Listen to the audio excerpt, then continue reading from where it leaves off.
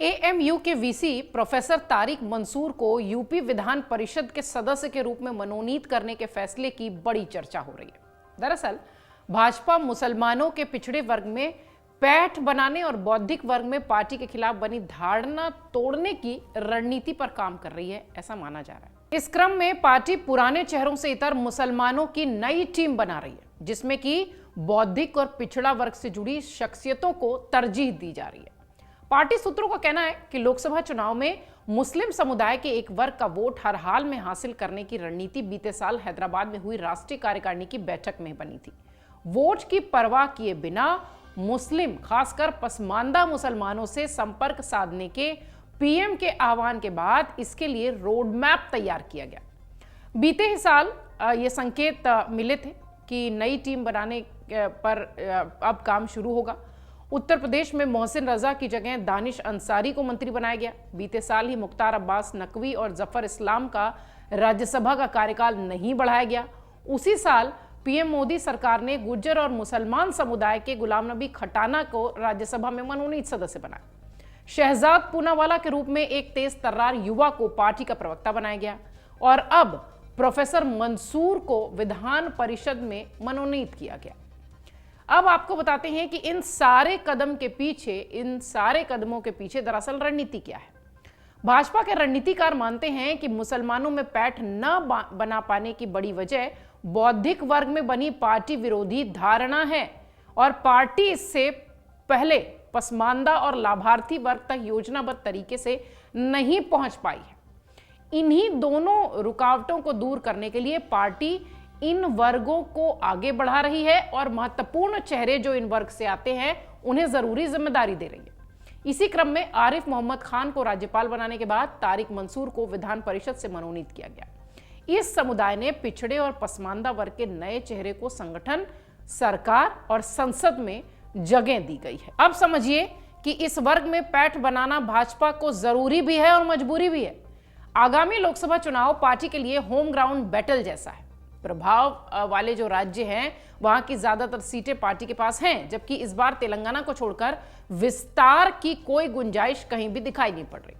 ऐसे में पार्टी को प्रभाव वाले क्षेत्रों की सीटें बरकरार रखने के लिए अतिरिक्त मत की जरूरत है और वो यहीं से निकलेगा, ऐसा पार्टी के रणनीतिकार मानते हैं। पार्टी के बड़े सूत्र ने यह कहा है कि पार्टी अतीत में मुसलमानों के संदर्भ में अब तक प्रतीकात्मक राजनीति ही करती रही है। इसके कारण चुनिंदा चेहरों को संगठन और सरकार में अहमियत तो मिली, मगर पार्टी को कोई भी इसका लाभ नहीं मिल पाया।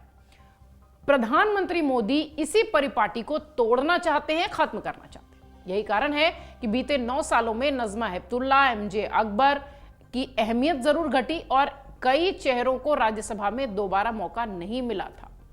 दलितों में मजबूत पकड़ के लिए सामाजिक न्याय सप्ताह भाजपा बना तो रही है। 14 अप्रैल तक जो कि चलने वाला है, यह सामाजिक न्याय सप्ताह के रूप में भाजपा की तैयारी है।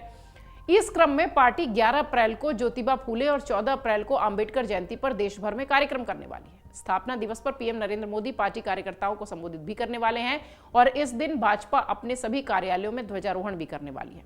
सामाजिक न्याय सप्ताह के दौरान पार्टी वंचित समाज के लिए मोदी सरकार की किए गए सारे कामों को, सारी रणनीतियों को देश भर में प्रचारित करेगी। कार्यक्रम का स्वरूप तय करने के लिए पार्टी अध्यक्ष जेपी नड्डा ने पार्टी के महासचिवों की मैराथन बैठक भी की है और इस बैठक में बूथ स्तर पर, राष्ट्रीय स्तर पर कार्यक्रम की रूपरेखा तैयार की गई है। भाजपा के महासचिव दुष्यंत गौतम ने यह भी बताया कि भाजपा हर महापुरुष की जयंती पर अलग अलग वर्गों तक पहुंचती है और इसी के तहत पार्टी के नेता और कार्यकर्ता ज्योतिबा फूले और अंबेडकर की जयंती पर दलित वर्ग के पास पहुंचने वाले हैं। उन्हें मोदी सरकार के कार्यकाल के दौरान हुए सभी कार्यों की जानकारी दी जाएगी। अब आप समझिए कि पार्टी के जो रणनीतिकार हैं वो किस तरीके से काम कर रहे हैं।